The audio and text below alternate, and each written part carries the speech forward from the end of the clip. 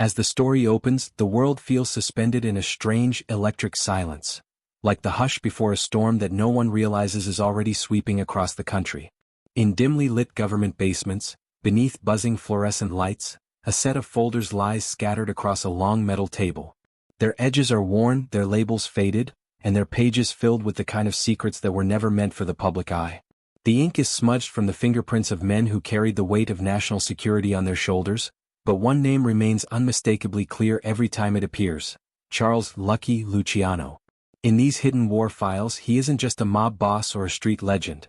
He is the most dangerous opponent the federal government ever faced, an enemy without borders, without a uniform, without fear. What makes these files so chilling is not just the crimes they document, but the tone of desperation and respect tangled together in the margins. FBI agents describe him not as a criminal but as a strategist, a man whose mind worked in silence while the world roared around him. He operated like a general in a shadow war, orchestrating moves that reshaped American crime from an underground nuisance into a billion-dollar empire. Before the government even understood what had changed, Luciano had already built a machine of power, loyalty, intimidation, and wealth that stretched from New York's bustling waterfronts to the backrooms of Hollywood clubs and the gambling houses of Havana. But these same files also expose the other side of the battlefield. They reveal the federal agents who found themselves outmatched in a conflict they never trained for. In an era when law enforcement was slow, underfunded, and often compromised, the FBI sought to prove it could fight a war against an enemy who controlled entire neighborhoods, judges, politicians, and unions. Every page feels like a confession of the agency's early failures: informants who vanished, raids that came too late, surveillance that captured the wrong men. It was a war fought with pencil and paper against a syndicate that controlled docks, streets, businesses, and the very flow of money in a country on the brink of transformation. What emerges from these pages is the sense of two parallel powers rising side by side.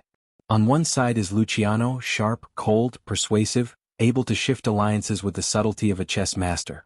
On the other side is the growing ambition of a federal institution determined not just to enforce law, but to prove its own authority and legitimacy. The FBI had survived criticism, scandals, political pressure, and public doubt. The mafia had thrived in silence, in shadows, in the cracks of society. When their paths finally collided, it created a war unlike anything the nation had witnessed. One where battles weren't fought in the open but in coded messages, sealed envelopes, bribed officials, and darkened tenements. The hidden war was never declared. It simply began. A murder in one borough would trigger an investigation across the country. A shipment of contraband would lead to a meeting in a hotel suite. A whispered rumor in a nightclub might lead to a midnight surveillance operation. The FBI learned quickly that this was not just crime, it was organization, structure, discipline. Lucky Luciano had built a world where silence was stronger than steel, and loyalty was preserved through fear as much as respect. The agents chasing him could not rely on the old methods. They needed informants, undercover operators, wiretaps, psychological profiles, tools that barely existed in the early days of federal policing. But even in the maze of evidence and intelligence, one truth constantly resurfaced. Luciano understood America better than most Americans. He understood ambition, greed, opportunity, and the weaknesses of institutions. He understood how to navigate immigrant neighborhoods where poverty bred loyalty. He understood the political landscape so well that he knew which officials could be bought, which ones could be threatened, and which ones could be controlled indirectly. And he understood timing, the invisible rhythm of society. Whenever the government came close to striking him, he had already shifted his operations to a new layer, a new face, a new city. The FBI, for its part, began treating him like a national threat long before the newspapers caught on. These war files contain sketches of his movements, diagrams of his network, and speculative memos about the possible structural blueprint of an Italian criminal confederation. The agents scribbled questions in the margins. Was he the head? Was he the architect? Was he the weak point or the strongest link? The uncertainty terrified them, because the idea of one man orchestrating this level of influence was something the country had never faced before. Yet within these cold reports, there is an emotional pulse. The agents writing them were not simply documenting crime. They were documenting a silent war for control of America's economic bloodstream. Every intercepted message, every bribe, every murder was part of a larger battle that neither side openly acknowledged but both understood with absolute clarity. Power must be challenged. Power must be protected. Power must be claimed. What makes this opening chapter of the story so powerful is realizing how little the public knew at the time. On the surface, America was roaring with jazz, business, growth, and nightlife. Beneath that glittering surface, two worlds were preparing for a collision that would shape law enforcement, organized crime, and political strategy for generations. The FBI saw Luciano not as a criminal but as a rival. Luciano saw the FBI not as police but as another faction, another force competing for control. And in that unspoken tension, the hidden war began long before anyone realized it was happening. Before Lucky Luciano ever stepped onto American soil, the country was already pulsing with contradictions. Immigrant dreams collided with industrial greed, poverty intertwined with opportunity, and cities swelled faster than the systems meant to control them. Crime did not arrive with Luciano, it was already embedded like a second bloodstream running beneath the nation's skin. But it was chaotic, scattered, and directionless. America was a land full of criminal ambition, but no one had yet figured out how to turn that ambition into an empire. In New York, the streets were crowded with gangs that operated more like unruly packs than organized networks. Children ran errands for petty thieves. Dockworkers siphoned goods off ships. Politicians controlled neighborhoods through patronage, bribes, and intimidation. The corrupt and the desperate lived shoulder to shoulder, each exploiting the other in their own way. Every ethnic group had its crew. Irish gangs in Hell's Kitchen, Jewish gangs on the Lower East Side, Italians scattered in tight pockets of tenement life. They fought constant turf wars, their loyalties shifting from one day to the next. Violence erupted over insults, territory lines, gambling profits, even over street corners where boys sold fruit or newspapers. It was crime without structure, ferocious, unplanned, and fueled by emotion more than strategy. Law enforcement was hardly better. Police officers earned meager wages and made up the difference through bribes. Judges swayed with the winds of political pressure. Entire departments were influenced by Tammany Hall, where corruption was not a secret but standard practice. The idea of a coordinated federal law enforcement response didn't exist yet. There was no unified criminal database, no nationwide network of agents, no sophisticated intelligence methods. Investigations often depended on whoever talked first or whoever paid more. Criminals didn't fear the law, they negotiated with it. The American underworld looked like a shattered mirror, fragments of opportunity reflecting in every direction, but nothing aligned into one unified vision. Italian gangs in particular were notorious for internal feuds. Old country rivalries, family vendettas, and village loyalties shaped their alliances. A man might kill his own cousin because of a feud that began decades before in Sicily.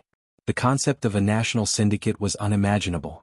Leadership shifted constantly as murders, betrayals, and arrests removed one figure and replaced him with another. Bodies appeared in alleys and floating in rivers almost weekly. It wasn't business, it was survival. Prohibition changed everything. When alcohol became illegal in 1920, America entered a new era where every criminal saw a chance to grow rich.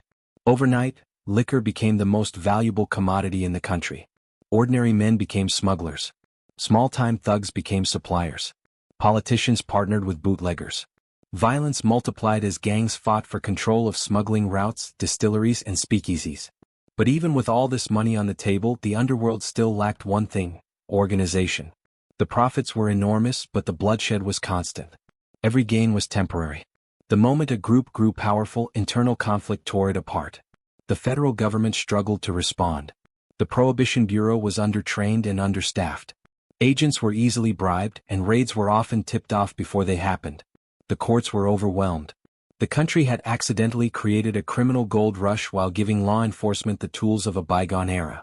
Criminals adapted faster than the government could comprehend. For every illegal warehouse shut down, 5 more opened. For every smuggler arrested, 10 more lined up to take his place. In cities like Chicago and New York, an uneasy balance existed. The public despised prohibition but loved the thrill of illegal drinks and glamorous nightlife. Speakeasies became cultural hubs. Musicians, actors, politicians, and gangsters mingled in the same smoky rooms. The line between criminality and entertainment blurred. Bootleggers were seen as daring entrepreneurs rather than villains.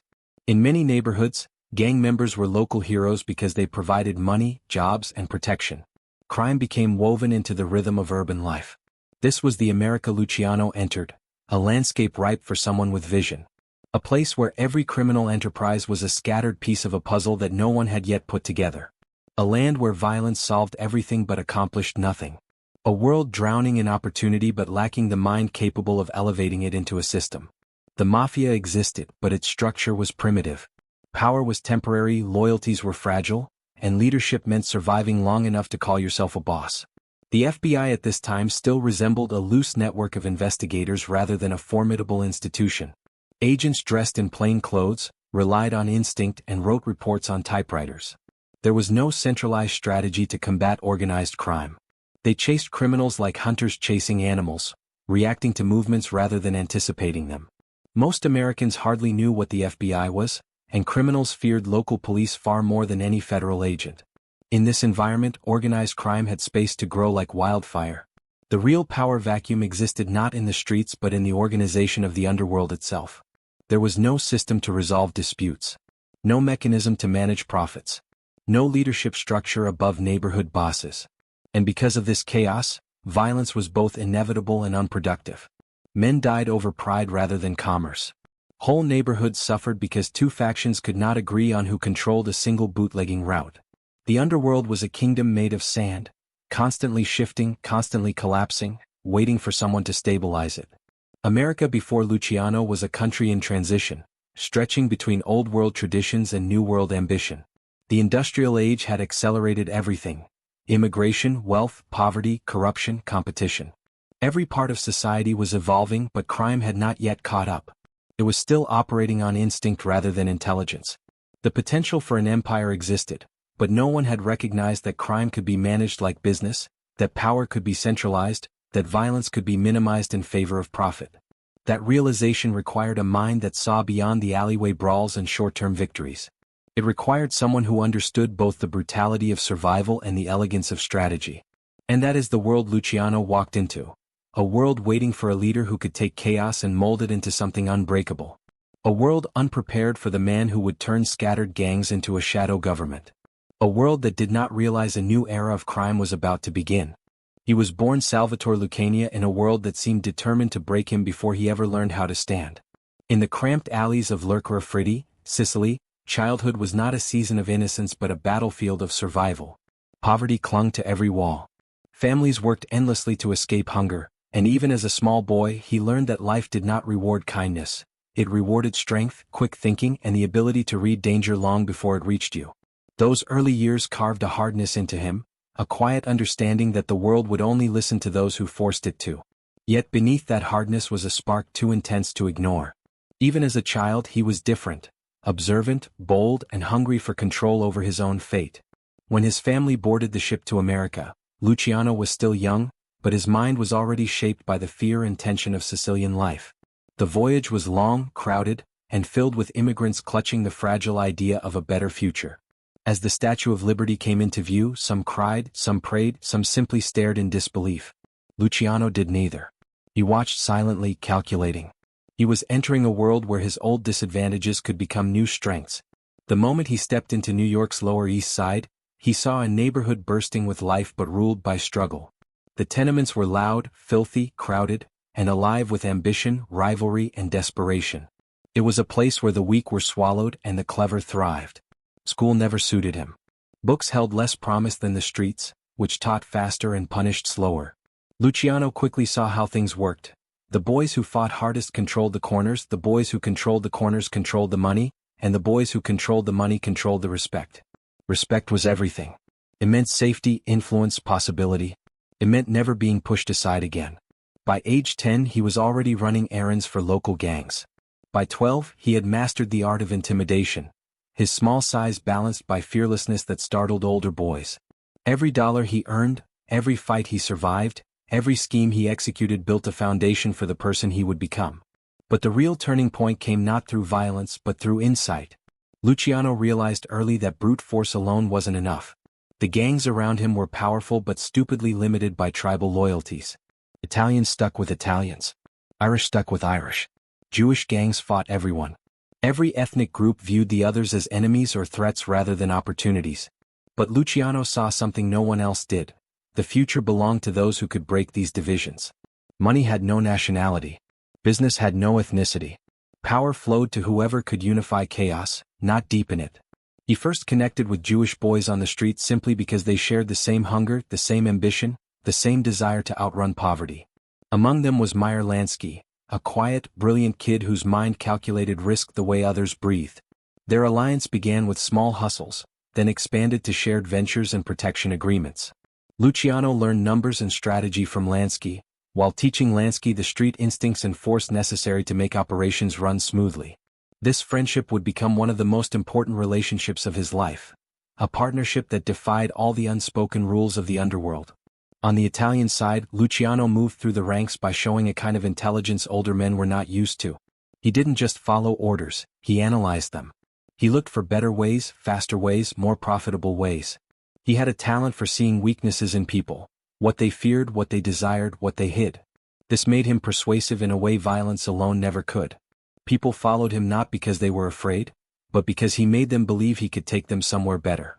His nickname came from surviving a brutal beating and throat slashing in his teens, a moment that could have ended his story before it truly began. He was left scarred and barely alive, his voice permanently roughened. When he healed, he carried the name Lucky, a badge that masked the truth.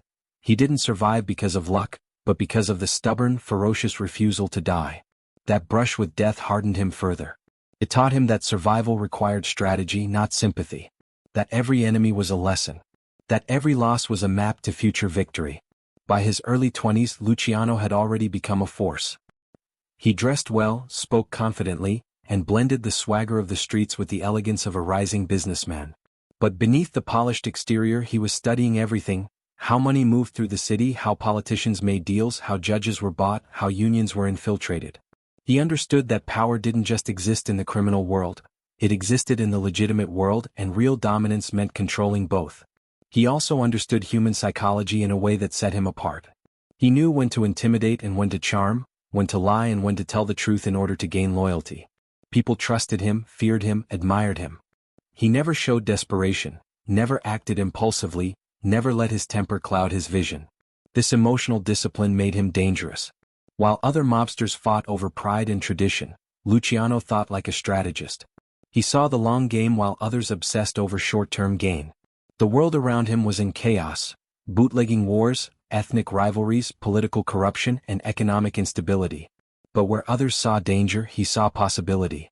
He saw a fractured underworld lacking leadership, lacking discipline, lacking structure. He saw crime being treated like small-time hustle instead of an industry. And he saw himself standing at the edge of a role no one had ever filled, someone capable of building an empire out of disorder. Everything about his early life shaped this vision. The hunger of Sicily taught him fearlessness. The streets of New York taught him adaptability. Friendship with Lansky taught him strategy. Survival taught him patience. And ambition taught him that the world was not divided between criminals and citizens, but between the powerful and the powerless. By the time Luciano made his first real move toward leadership, he was no longer the boy from Sicily or the scrappy kid from the Lower East Side. He had become something sharper, colder, and infinitely more focused. A man who could sense opportunity like a predator senses movement, a man who could gather followers without raising his voice, a man who believed that destiny did not choose people, people chose destiny. And he had already chosen his. By the late 1920s, the world Luciano moved in felt like shifting sand, unstable, unpredictable, and drenched in opportunity. The chaos of prohibition had created unimaginable wealth, but it had also created a battlefield without rules. Street bosses feuded endlessly, crews were wiped out over misunderstandings, and entire empires crumbled because one man refused to compromise with another.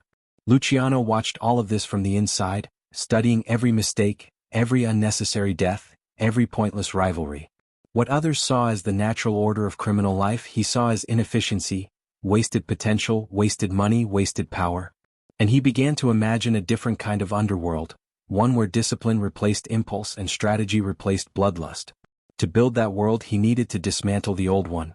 The old guard, the mustache Petes as they were called, ruled with an iron grip rooted in Sicilian tradition. They trusted no one outside their ethnicity, refused to modernize, and were obsessed with old country customs that made no sense in America. They believed in hierarchy for hierarchy's sake. They feared innovation. They clung to feuds older than the very streets they fought on. Their leadership created stagnation. Their stubbornness bred chaos. Under them, the mafia could never evolve beyond loosely connected clans driven by emotion rather than strategy. Luciano recognized that these men weren't just obstacles. They were relics of a past that had no place in a rapidly changing nation. He didn't challenge them openly at first. Instead, he began building alliances quietly, piece by piece, like assembling the framework of a structure no one else knew existed. His most trusted partners were men who thought beyond their backgrounds: Meyer Lansky, Bugsy Siegel, Frank Costello. From them, he learned how to run operations like businesses instead of street hustles. He learned about bookkeeping, profit distribution, risk management, and the importance of smoothing conflict rather than igniting it. These were concepts the Mustache Petes dismissed as unnecessary. Luciano treated them as revolutionary.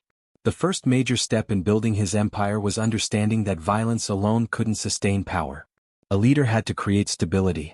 He had to prove to men that they could make more money cooperating than fighting. He had to show that the days of dying for ancient grudges were over, and the days of living for profit had begun.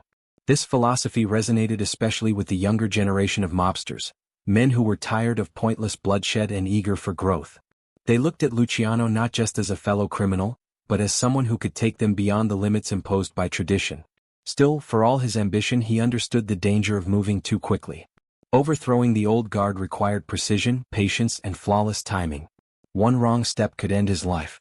So he continued building influence, securing loyalty through promises he could actually deliver. He ensured his associates were paid on time, protected, and given clear roles within the growing structure he envisioned.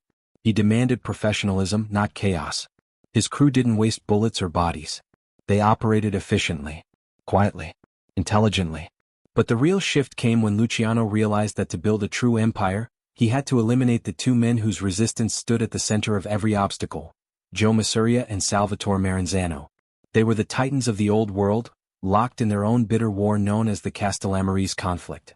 To most men, taking sides in such a bloody conflict meant becoming another pawn in a larger game. To Luciano, it meant the perfect opportunity to redesign the board itself. He played both sides carefully, gaining the trust of Masuria while observing Maranzano's strengths. He maneuvered himself into a position where both bosses relied on him more than they realized. He learned their weaknesses, Masuria's arrogance, Maranzano's paranoia, and waited for the moment when the war drained them enough to make decisive moves possible. That moment arrived faster than anyone expected. With Masuria weakened and increasingly paranoid, Luciano arranged a betrayal so clean it stunned even the underworld. During what looked like a harmless lunch, Luciano excused himself to use the restroom. Moments later, gunmen loyal to him stormed in and ended Masuria's reign. The assassination wasn't just a power move, it was a declaration that the old rules no longer applied. But Luciano wasn't finished. Maranzano foolishly believed he had Luciano under control, naming himself the boss of bosses, and expecting obedience. It was a title Luciano despised. One man ruling all was just another version of the chaos he wanted to eliminate. If America's underworld was to be modernized, centralized authority had to be replaced with a system, not a king. Maranzano's ambition sealed his fate. Luciano discovered that Maranzano planned to kill him and his closest allies. Rather than wait to be hunted down, he struck first. He sent his men, disguised as IRS agents, into Maranzano's office. They eliminated him swiftly and without hesitation. It was an act that broke the spine of the old Sicilian hierarchy in one decisive moment. With both bosses gone, the entire underworld was thrown into a stunned silence. Men who had lived their entire adult lives under strict, fear-driven leadership suddenly found the landscape wide open. Luciano stepped into that silence with a plan that no mobster had ever conceived. He would build a national syndicate, structured not by tradition but by logic. Not by feuds but by profit. Not by bloodlines but by competence. He created a commission, a governing body representing the major families, designed to prevent wars, settle disputes, and maintain balance. It was a parliament of the underworld, a council where decisions were made through discussion rather than execution. Under his leadership, families received territories, responsibilities, and operational guidelines. Violence became regulated, not spontaneous. Murder required approval, not impulse. Businesses expanded across state lines. Gambling, bootlegging, extortion, unions, and narcotics were all integrated into a centralized system. This was no longer crime as the old guard knew it. This was industry. Luciano turned the mafia into a corporation, efficient, profitable, and adaptable. He brought together Italians, Jews, and Irish figures into cooperative ventures. He forged alliances with politicians and union leaders. He treated criminal enterprises with the same seriousness legitimate tycoons applied to steel, oil, and railroads. Through this structure, he created stability where there had only been warfare. His vision didn't erase violence, it refined it. His authority didn't eliminate fear, it directed it. His leadership didn't stop corruption, it organized it. And in doing so, he built something that had never existed before in America. A shadow empire capable of influencing governments, controlling industries, and shaping the criminal landscape for generations. The FBI in the 1920s was a very different institution than the one the public recognizes today. It was an organization in its infancy, still defining its mission, its methods, and even its relevance. J.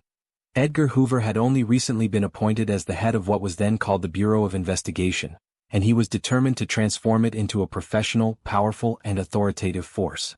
Crime was changing faster than law enforcement could comprehend, and Hoover understood that the agency needed to evolve. He wanted intelligence, surveillance, and meticulous documentation, but the tools at his disposal were rudimentary. Agents carried sidearms, typewriters, and notebooks, and they relied on informants and legwork more than forensic science. The challenge was immense. Organized crime was sprawling, secretive, and ruthless. Lucky Luciano represented the perfect adversary to test the FBI's mettle. He was not a brash thug easily cornered by street cops. He was a strategist operating across multiple states, controlling networks that extended far beyond New York. Every move he made was calculated. Every alliance was measured. The Bureau quickly realized that traditional police tactics, raids, arrests, and beatings, were ineffective against a man who understood law enforcement's weaknesses better than most agents. Surveillance had to become more sophisticated. Informants had to be cultivated carefully. The FBI had to learn how to think like the criminal mastermind they were chasing. Early efforts against Luciano were chaotic. Agents would raid one operation only to discover that the targets had anticipated their moves and relocated. They would attempt to intercept shipments, only to find the contraband routed through dozens of intermediaries, each carefully insulated from liability. The very nature of Luciano's organization, a hierarchy with delegated authority, compartmentalized operations, and trusted lieutenants, rendered the Bureau's traditional tactics nearly useless. Each misstep was a lesson. The FBI could no longer treat organized crime as isolated street gangs. It was a sophisticated, multi-layered network, and any successful intervention required strategy, patience, and intelligence on a massive scale. Hoover was obsessed with documentation. Every tip, every arrest, every hint of corruption was logged meticulously.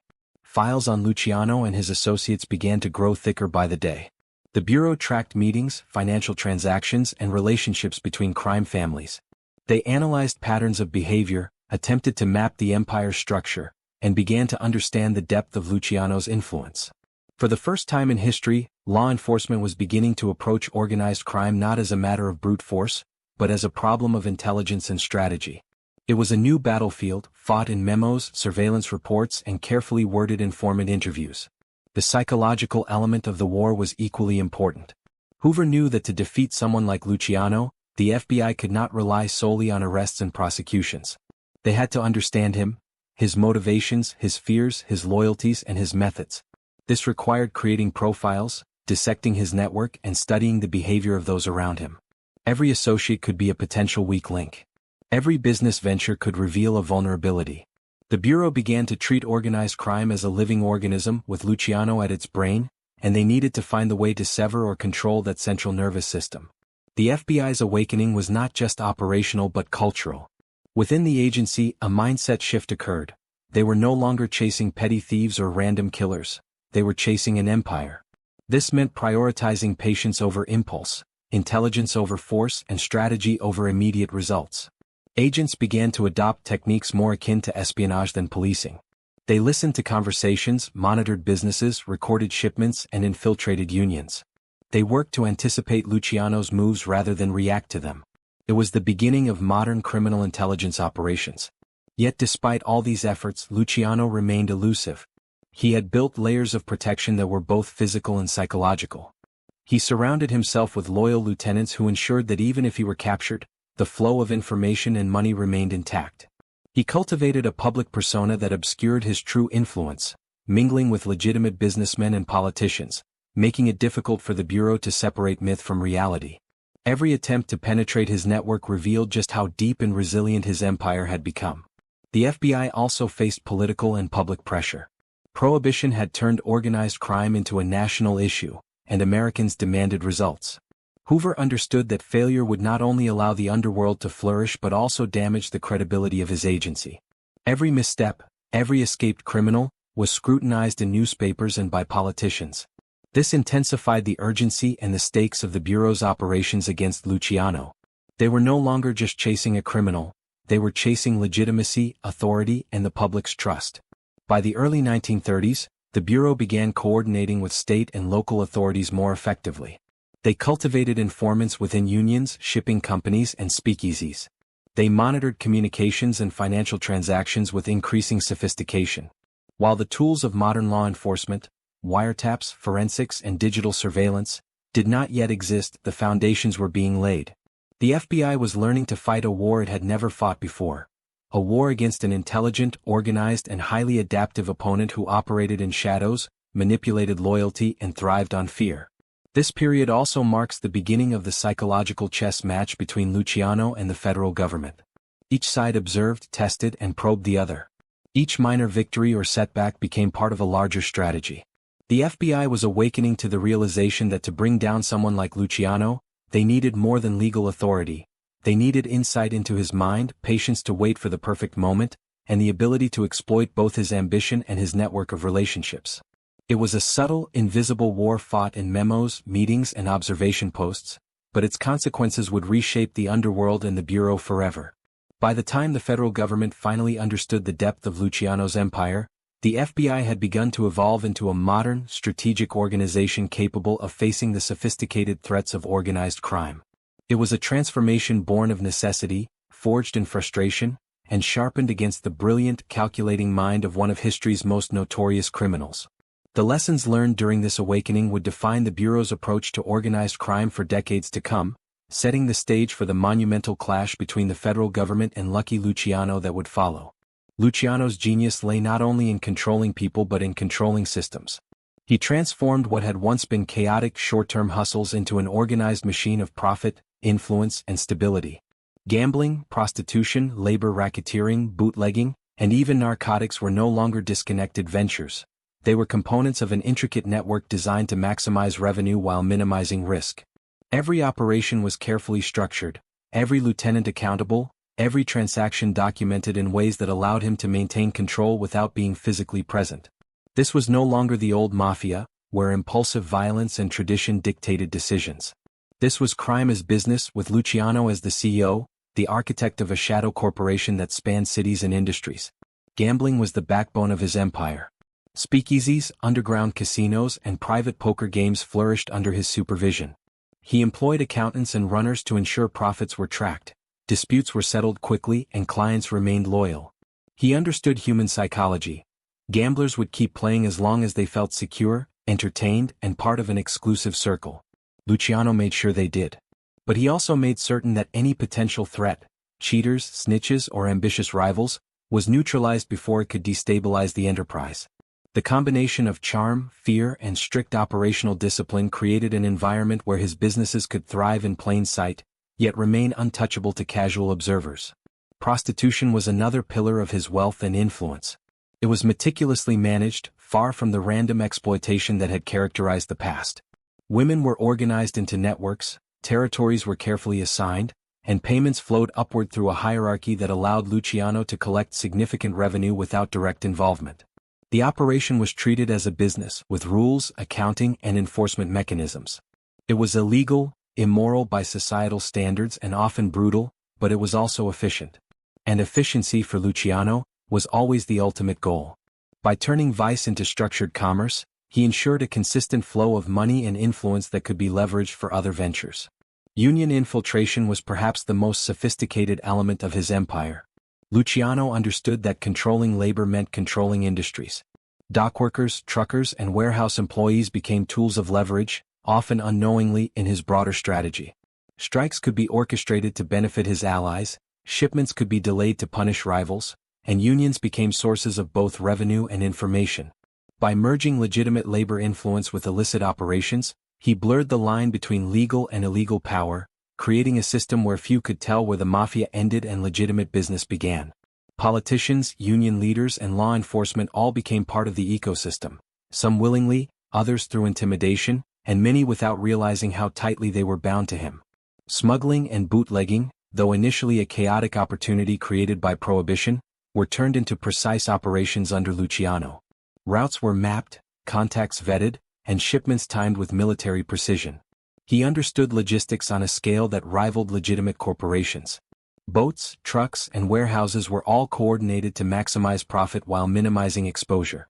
Bribes were calculated investments rather than reckless expenditures, and enforcement was applied strategically rather than indiscriminately. Every action reinforced the perception that the mafia was untouchable, that their success was inevitable, and that any challenge would be costly. Financial management was central to his success. Luciano knew the value of records, the importance of oversight, and the power of money to buy loyalty. Each lieutenant kept accounts, each transaction was tracked, and profits were redistributed to ensure stability within the organization. Unlike the old guard who often squandered funds on ego-driven projects or feuds, Luciano reinvested in infrastructure, people, and protection. Wealth became not just a measure of success but a tool of control. By managing money as a resource, he maintained influence over his associates, politicians, and even rival gangs. Money became both shield and sword. One of the most remarkable aspects of Luciano's operations was the delegation of authority. He did not micromanage. He empowered his lieutenants to make decisions, provided they adhered to his broader strategic framework. This created a system resilient to disruption. Even if Luciano were temporarily incapacitated, the operations could continue. Each layer of his empire was designed to withstand shocks, from police raids to interfamily conflicts. This organizational foresight made him almost untouchable and allowed him to focus on long-term goals rather than day-to-day crises. Luciano also understood the importance of perception. He cultivated relationships with law enforcement, politicians, and business leaders in a way that created both fear and respect. He appeared approachable and legitimate when necessary, while remaining ruthless and uncompromising to those who threatened his empire.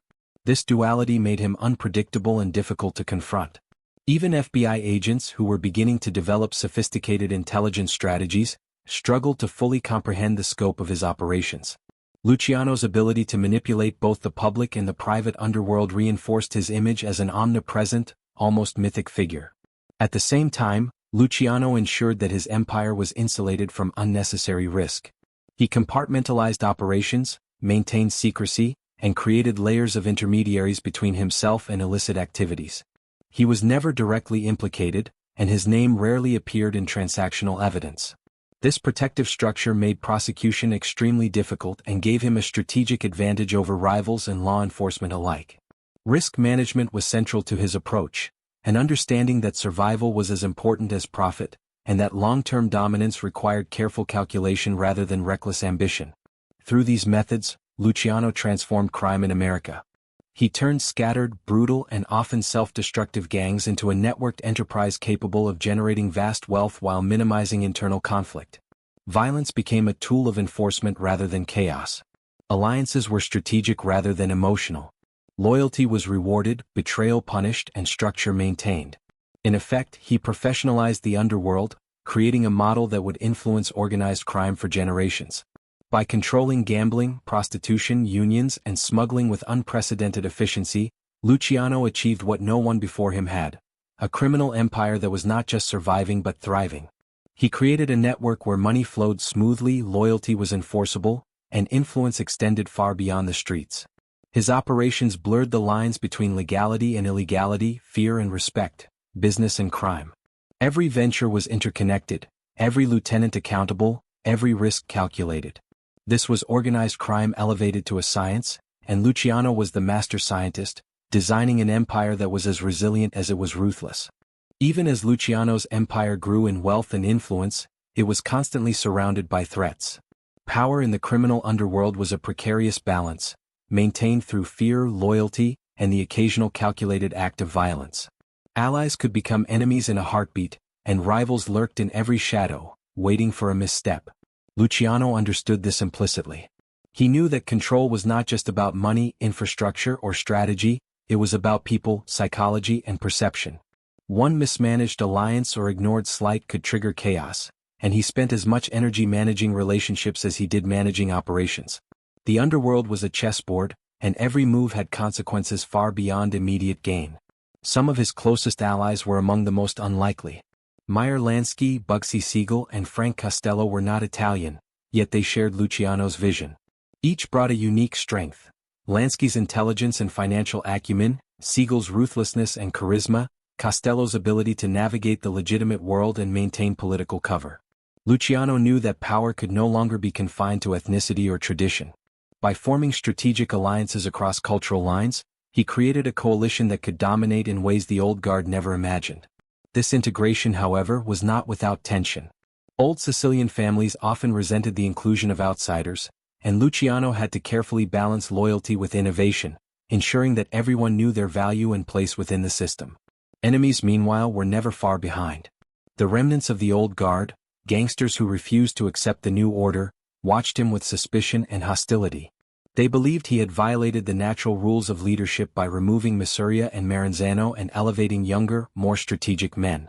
These old bosses feared losing control, losing respect, and losing the very essence of power that had defined their lives. Luciano, aware of this hostility, used both intimidation and diplomacy. He punished those who threatened stability, rewarded those who demonstrated loyalty, and when possible, co-opted adversaries into his vision, converting former enemies into allies or neutralizing them before they could act. The psychology of loyalty was central to maintaining his power. Luciano understood that fear alone was insufficient to sustain influence. Loyalty had to be earned, nurtured, and constantly reinforced. Men followed him not only because of the consequences of defiance but also because they believed in the opportunities he created. Positions were assigned strategically, profits were shared, and respect was cultivated through competence and reliability. He created an environment in which ambition could be satisfied under his guidance, reducing the incentive for rebellion. This careful balance of carrot and stick became a hallmark of his leadership, distinguishing him from predecessors who ruled solely through brute force. Trust, however, was always fragile. Even the most loyal associates could become liabilities if their interests diverged from the empire's goals. Luciano's ability to anticipate betrayal, understand motivations, and manage internal conflicts allowed him to maintain cohesion. He implemented systems to monitor operations, ensuring that lieutenants were accountable and that potential threats were identified early. Informants within his own organization occasionally fed him intelligence, but more often his understanding of human behavior allowed him to predict which men could be trusted and which might falter. Every decision was calculated, every interaction observed, every alliance tested. At the same time, Luciano had to navigate rival families who refused to accept his authority. These men were experienced, armed, and willing to die for their own power. Conflicts were inevitable, but Luciano preferred to neutralize threats through strategy rather than outright war whenever possible. Bribes, marriages, business partnerships, and political influence were all tools to secure peace or manipulate outcomes. When violence became necessary, it was swift, decisive, and symbolic, a reminder that defiance carried a cost. This approach minimized collateral damage, preserved resources, and reinforced the perception that he was always several steps ahead. The delicate balance of power extended beyond the underworld. Politicians, judges, law enforcement, and labor leaders all played roles in the complex ecosystem of influence. Luciano understood that enemies in these spheres could be as dangerous as those on the street. He cultivated relationships with the right people, providing financial incentives, favors, and influence where it mattered most. This network of indirect control ensured that his operations could continue with minimal disruption from external forces. It also created a perception of invincibility, making rivals hesitate before challenging him and law enforcement think twice before attempting to strike. Internal discipline was equally important. Luciano demanded professionalism from his men. Mistakes were punished, loyalty was rewarded, and incompetence had consequences. By setting clear expectations and enforcing them consistently, he created an organizational culture that emphasized efficiency, reliability, and strategic thinking. Members of his crew understood that their success and survival depended on their ability to follow the system, respect hierarchy, and execute their duties with precision. This structure not only strengthened the empire but also reduced internal conflict, which had historically been the greatest threat to criminal organizations. Yet even with careful management, tension was constant. The very success of Luciano's empire attracted attention, envy, and scrutiny. Law enforcement was evolving, rival gangs were adapting, and the stakes continued to rise.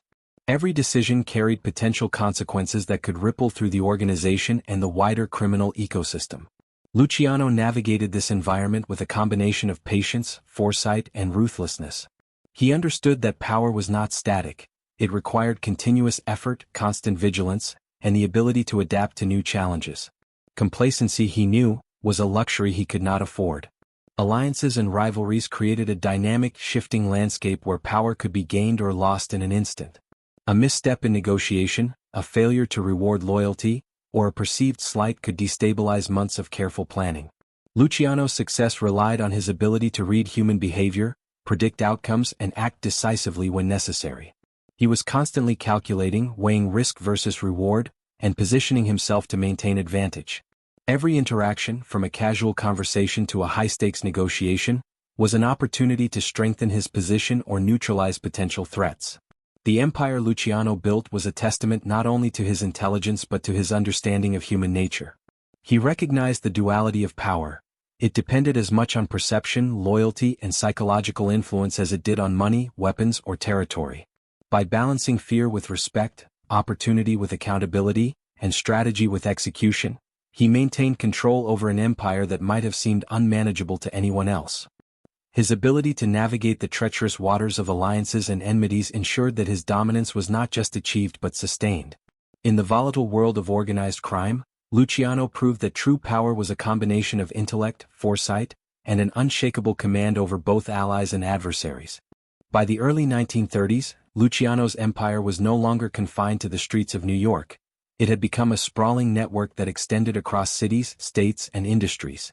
With control over gambling, unions, bootlegging, and other lucrative ventures, he was a figure whose influence touched every corner of organized crime. Yet, with this expansion came new threats: rival gangs, law enforcement pressure, and the constant danger of betrayal from within. Maintaining dominance in this environment required not only strategy but an ability to manage the chaos that surrounded him. Every decision carried weight, every action could have cascading consequences, and every ally or enemy had to be accounted for with precision. The hidden war he waged was not always visible to the public eye. While headlines reported gangland murders and Prohibition-era raids, they rarely captured the intricate maneuvering behind the scenes. Luciano's approach was surgical rather than reckless. He understood that true power was maintained not through endless conflict, but through calculated influence. He used intimidation selectively, violence sparingly, and diplomacy strategically. Even as rival families plotted, he created networks of loyalty that allowed him to anticipate moves before they were executed. In essence, he fought wars without battles, conflicts without carnage, though when necessary he could unleash violence with devastating efficiency. Government pressure was escalating. Prohibition agents, local police, and federal investigators were closing in on operations that were becoming too large to remain invisible. Bootlegging networks, once simple and compartmentalized, now involved a complex system of shipments, front businesses, and bribed officials.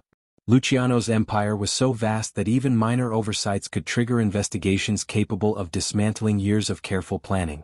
He recognized the risk and responded by further compartmentalizing operations, employing trusted lieutenants to oversee individual sectors, and creating buffers that shielded his personal involvement. This layered structure made it increasingly difficult for law enforcement to establish direct links to him, ensuring that the empire could continue functioning even under intense scrutiny. Rivalries, however, remained the most immediate threat. Old-school bosses who had survived Masuria and Maranzano's elimination were wary of Luciano's power and plotted to reclaim influence.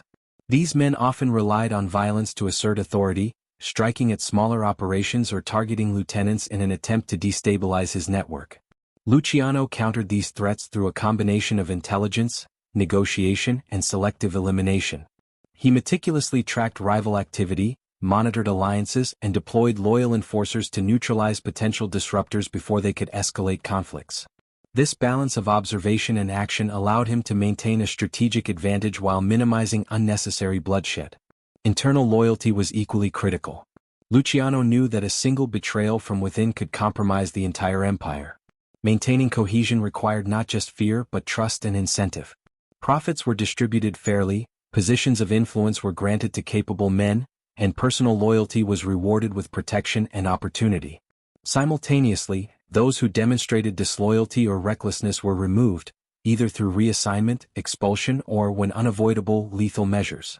This dual system of reward and punishment created a culture of discipline, ensuring that the organization operated smoothly even as it expanded. Luciano also understood the psychological dimension of power. Fear was a tool, but it had to be balanced with respect and opportunity. Associates had to feel that their loyalty brought tangible benefits, and enemies had to believe that defiance would result in swift consequences. He cultivated a persona of omnipresence and intelligence, projecting a sense of control that reinforced both his dominance and his mystique.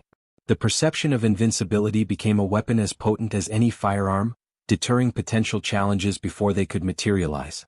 The hidden war extended beyond criminal rivals. Political and business relationships were equally vital. Luciano leveraged connections with union leaders, politicians, and law enforcement officials to safeguard operations and manipulate outcomes. Bribes, favors, and strategic alliances ensured that key decisions were influenced in his favor, allowing him to operate with relative impunity. He treated these relationships with the same precision as his criminal operations, understanding that influence outside the underworld could be just as powerful as power within it. By integrating both legitimate and illegitimate networks, he created a system in which threats were managed across multiple dimensions simultaneously. Risk management became a defining feature of his operations. Luciano recognized that exposure could come from any direction: an informant, a law enforcement raid, or a rival family plotting retaliation. To mitigate these dangers, he implemented strict operational protocols. Shipments were divided among intermediaries, records were minimized, and communications were carefully monitored. Any potentially compromising situation was addressed immediately, whether through negotiation, bribery, or direct action. This disciplined approach reduced the vulnerability of the organization while reinforcing the authority of its leader. During this period, Luciano's influence began to reshape the very nature of organized crime. Violence became a calculated instrument rather than an emotional response. Disputes were mediated when possible, eliminating unnecessary conflict that could attract law enforcement attention. Territorial control was managed through agreements rather than constant warfare. Profitable ventures were expanded under centralized supervision, ensuring maximum efficiency and minimal disruption. The mafia was no longer a collection of violent street gangs. It was a structured enterprise capable of strategic planning, long-term growth, and adaptation to shifting political and economic landscapes. At the same time, the hidden war required constant vigilance against betrayal. Associates could be compromised through greed, fear, or coercion, and rival families were always testing boundaries. Luciano's ability to anticipate these risks and act preemptively was central to his continued dominance. He used a combination of observation, intuition, and intelligence networks to identify potential threats, ensuring that problems were neutralized before they escalated. This proactive approach distinguished him from less disciplined leaders and solidified his reputation as a master strategist. The stakes of this hidden war were enormous. Every decision had the potential to affect not just profits but survival. One miscalculation could trigger law enforcement action, incite rival retaliation, or provoke internal revolt. Luciano's capacity to navigate these pressures required a combination of tactical skill, psychological insight, and strategic foresight. He was not simply managing criminal enterprises. He was managing a complex ecosystem in which power, loyalty, fear, and opportunity intersected at every level. Through this period, Luciano proved that the war for control of the underworld was as much mental and strategic as it was physical. By integrating intelligence, alliances, and operational discipline, he maintained supremacy while minimizing vulnerability. The hidden war was ongoing, invisible to the casual observer, and relentless in its demands. It was a conflict fought in boardrooms, back alleys, warehouses, and union offices, a multidimensional struggle in which every move mattered and every misstep could be fatal. Ultimately, the hidden war was not just a struggle for power. It was a crucible that tested Luciano's leadership, strategic vision, and psychological acuity. Through careful planning, calculated risk, and relentless observation, he emerged as the dominant figure in an era defined by instability and opportunity. By the time the broader public began to take notice, his influence was already entrenched, his empire structured, and his dominance unassailable. The hidden war had forged him into a leader whose reach extended far beyond the streets, a master of strategy, influence, and survival. Even the most carefully constructed empires are vulnerable, and for Luciano, the beginning of the fall came not as a sudden strike but as the slow tightening of pressure from both law enforcement and enemies who had learned to navigate his system. Despite his meticulous planning and strategic brilliance, The empire he had built so carefully could not shield him from the weight of scrutiny, betrayal, and the unpredictable consequences of human ambition. Arrests began to mount, rival families tested boundaries, and even allies occasionally wavered under the pressure of federal investigations.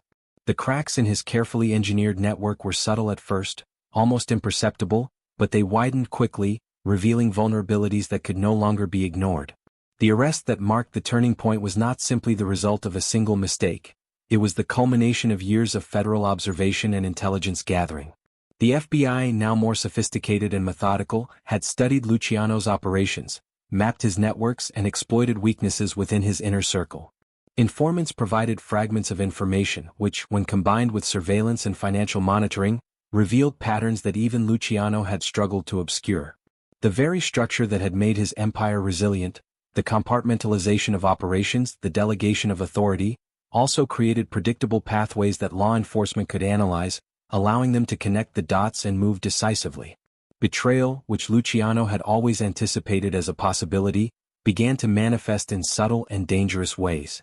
Associates who had once demonstrated unwavering loyalty started providing information to authorities, either out of self-preservation or greed.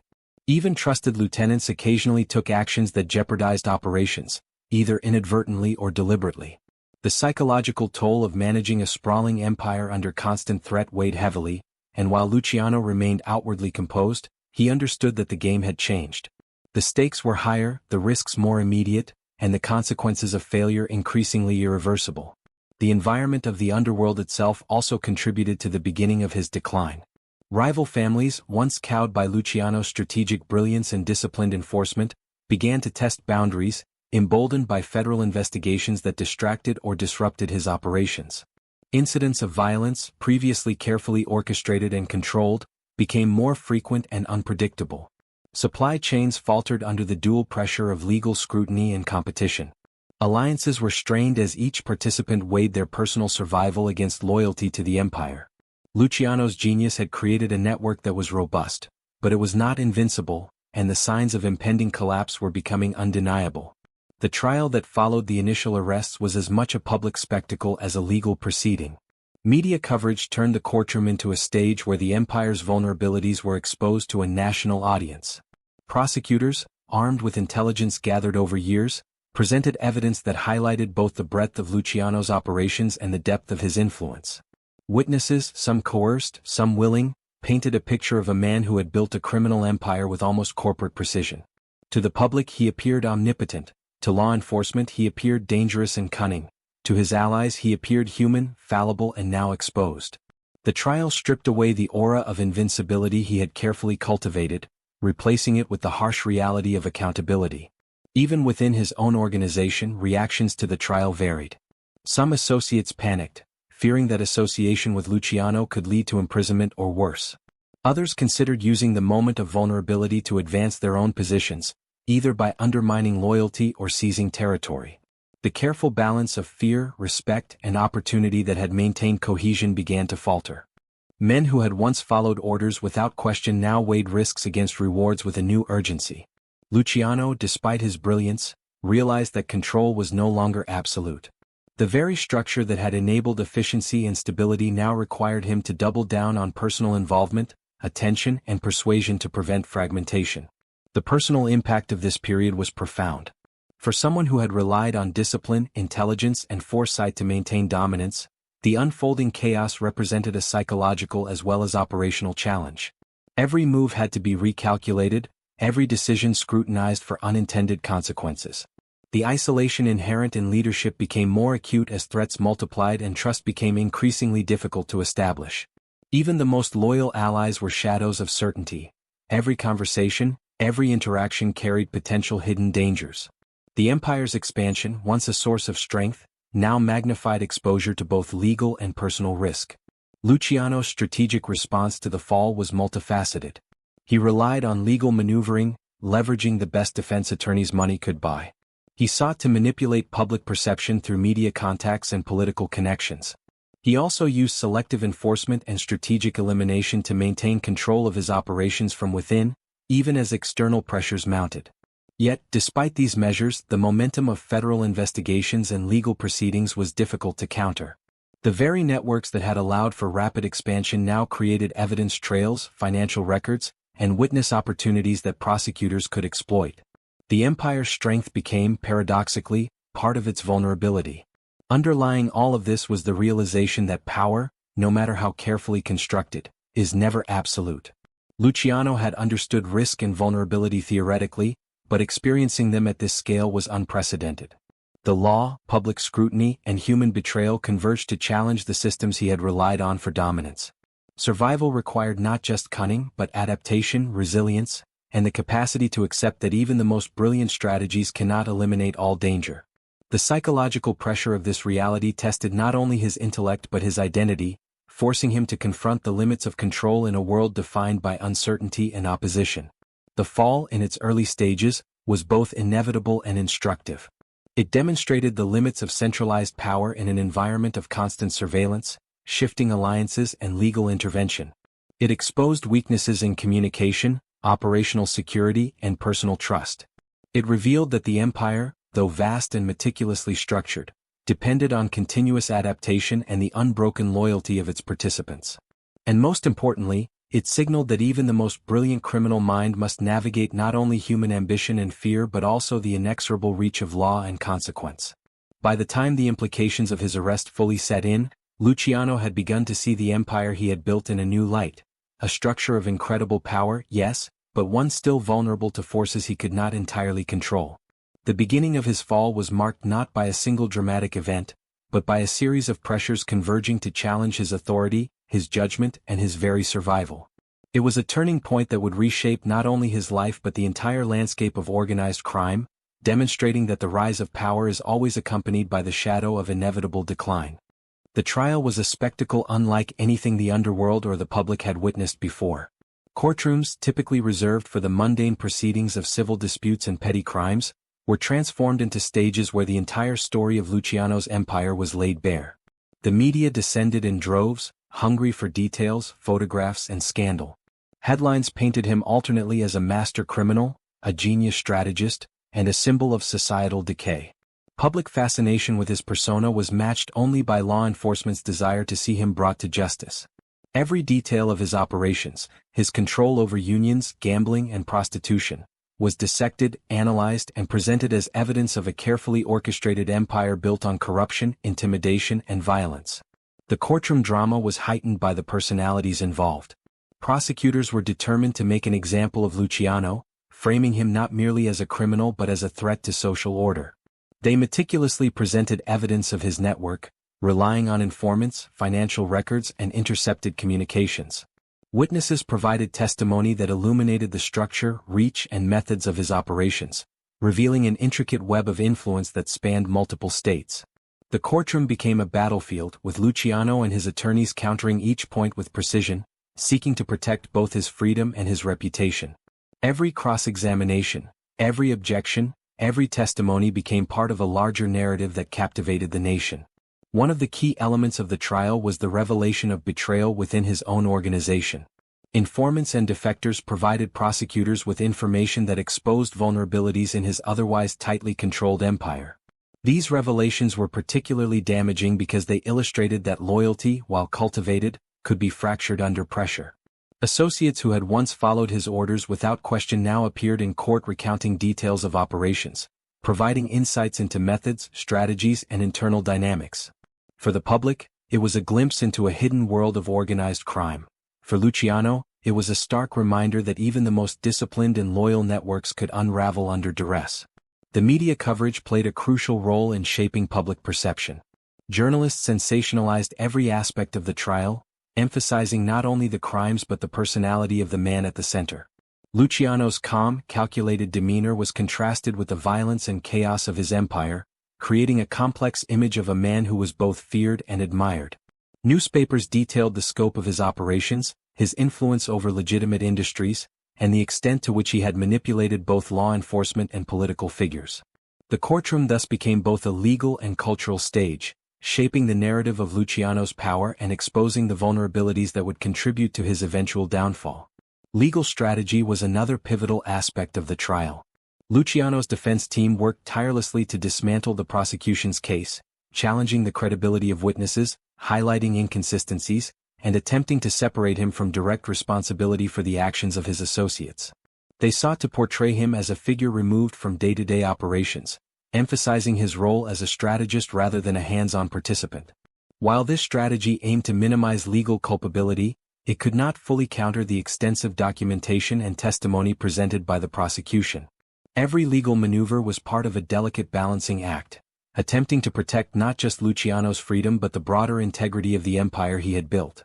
The courtroom also revealed the psychological dimensions of power and control.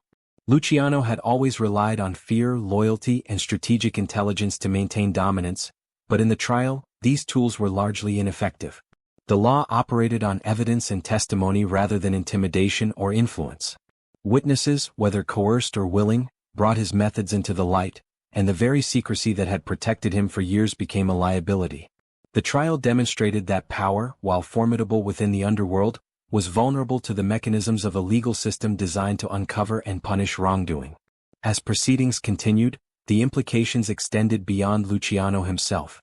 The trial set precedents for how organized crime could be prosecuted, providing law enforcement with both legal and strategic insights into the operations of criminal networks.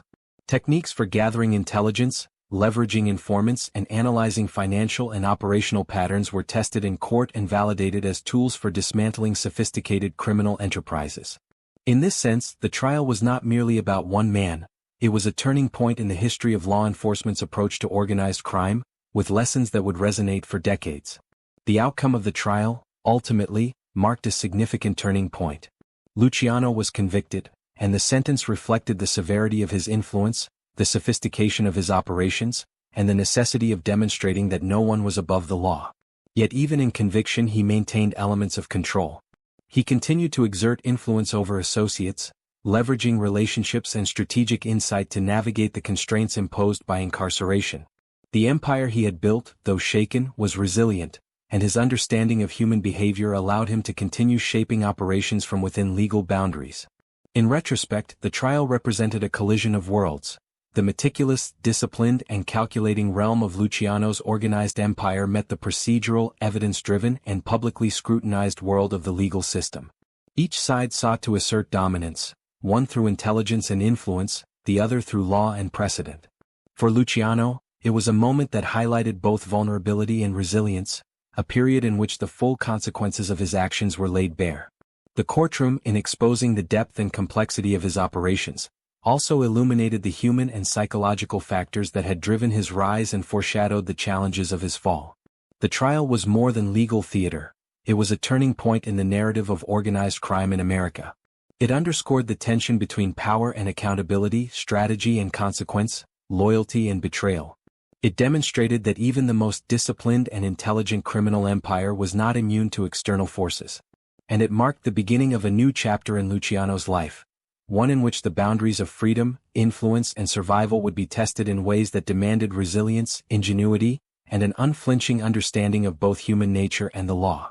Even behind bars, Luciano's influence did not vanish. Prison, which might have ended the careers of lesser men, became for him another arena in which power could be exercised and control maintained. His understanding of human behavior, his strategic intelligence, and his network of loyal associates allowed him to continue directing operations, ensuring that the empire he had painstakingly built remained intact despite his physical confinement. In many ways, incarceration highlighted the depth of his genius.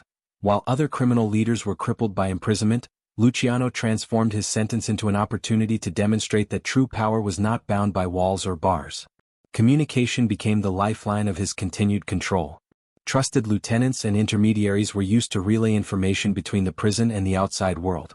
Every message, every instruction, was carefully coded to prevent interception and misinterpretation. Luciano had cultivated a network that was resilient, compartmentalized, and disciplined, allowing orders to be executed with precision even from within a cell. He relied not on fear alone but on structured loyalty, ensuring that those who carried out his directives understood the stakes and had a vested interest in maintaining the stability of the organization. The empire's continuity was a testament to both the strength of its systems and the psychological leverage he wielded over his associates. Within the prison walls, Luciano's influence was also exercised through social strategy. He observed fellow inmates, identified those who could be persuaded or intimidated, and established hierarchies that mirrored the organization he controlled outside. His ability to read human behavior allowed him to maintain authority, resolve conflicts, and build alliances even in a setting designed to strip individuals of power. This internal management reinforced his image as a leader who could assert control regardless of circumstance, demonstrating that true leadership was a combination of intellect, psychology, and strategic positioning. Luciano's continued engagement with operations outside prison was not without challenges. Law enforcement agencies were aware of the potential for communication and influence to persist and monitored interactions rigorously. He had to adapt constantly, finding secure channels, verifying loyalty, and ensuring that instructions were executed without compromise. Every order carried risk, and a single misstep could result in interception, betrayal, or further legal consequences. Despite these risks, Luciano's meticulous planning and attention to detail allowed him to navigate these challenges successfully, preserving both operational integrity and personal authority. Financial oversight remained a key component of his strategy. Luciano ensured that profits from gambling, prostitution, unions, and other ventures were tracked, distributed, and reinvested. He maintained the hierarchical structure of his empire, reinforcing the chain of command and the flow of revenue. By monitoring financial operations, he could identify emerging threats, reward loyalty, and correct inefficiencies, even from behind bars. This level of oversight demonstrated a level of organizational discipline rarely seen in criminal enterprises and underscored Luciano's ability to manage complex systems under extraordinary constraints. The psychological dimension of control was equally important. Luciano understood that perception could be as powerful as direct action. His reputation for intelligence, ruthlessness, and foresight preceded him even within the prison system. Guards, inmates, and visitors alike recognized his influence, and this perception reinforced his authority both inside and outside. Fear, respect, and admiration were tools that allowed him to maintain leverage, ensuring that his directives were followed and his empire remained cohesive despite the physical separation imposed by incarceration. Luciano also leveraged political and legal channels to sustain influence. Attorneys, intermediaries, and sympathetic figures in government were employed to advocate on his behalf, negotiate favorable conditions, and facilitate indirect control over external operations. These channels allowed him to mitigate the isolating effects of prison and maintain a degree of operational continuity that few could rival. His understanding of bureaucracy, leverage, and human behavior extended beyond the criminal network into the formal structures of law and politics, reflecting a multidimensional approach to maintaining power. Conflict management within the organization became a primary focus during this period. Luciano could not rely on direct intervention, so he employed trusted lieutenants to mediate disputes, enforce rules, and implement strategic directives. This delegation was supported by the clear hierarchies and loyalty structures he had cultivated prior to incarceration. By ensuring that trusted leaders were empowered to act decisively, he minimized the risk of fragmentation and maintained a coherent chain of command. This approach exemplified his understanding of resilience. True power is designed to endure disruption without collapsing. Despite these efforts, the limitations of imprisonment were undeniable. Luciano had to balance operational control with personal risk, carefully calibrating involvement to avoid additional charges or exposure. Each decision required assessment of both immediate and long-term consequences. The prison environment also introduced unpredictable variables. Informants, surveillance, and rival inmates could create vulnerabilities. Yet, Luciano's strategic mind allowed him to anticipate and mitigate these challenges, demonstrating an ability to adapt and assert influence in even the most constrained circumstances. By maintaining power from prison, Luciano reshaped perceptions of leadership in organized crime. He demonstrated that authority was not solely dependent on physical presence but could be sustained through intelligence, loyalty, and strategic communication. His continued influence emphasized the importance of systems, networks, and psychological control in preserving organizational cohesion. Associates remained motivated, operations continued to generate profit, and rival families recognized that even in confinement, Luciano's authority was unassailable. Prison became not a limitation but an extension of his strategic reach, reinforcing the mythos of the man while solidifying the structure of the empire he had built. This period also served as a critical test of resilience. It highlighted the fragility of human systems under pressure while underscoring the power of foresight, organization, and influence. Luciano's ability to maintain operational continuity and psychological dominance in such a restrictive environment illustrated a level of strategic sophistication unmatched in the underworld. His actions demonstrated that even when confronted with the most extreme constraints, intelligence, planning, and human insight could preserve control, influence, and authority. In effect, incarceration became a proving ground, showcasing Luciano's mastery of both strategy and psychology, and reinforcing the legacy of his unparalleled dominance within the criminal world. After his imprisonment, Luciano was deported to Italy, a move intended to remove him from American criminal influence. Yet exile did not erase his strategic mind. From abroad, he maintained connections with key lieutenants in the United States, directing operations indirectly and ensuring the continuity of his empire. He leveraged international networks, political contacts, and trusted intermediaries to project influence across borders, demonstrating that true power is not limited by geography. Exile forced him to adapt, relying on patience, delegation, and subtle diplomacy rather than direct control. Freed from the immediate dangers of American law enforcement but constrained by oversight, Luciano navigated a delicate balance of influence and restraint. This period illustrated both the resilience of his organizational design and his mastery of psychological and strategic leadership.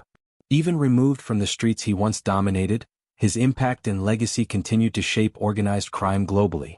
Luciano's legacy is not defined merely by the crimes he committed, the empires he built, or the violence he wielded, but by the profound impact he had on the structure, psychology, and strategy of organized crime.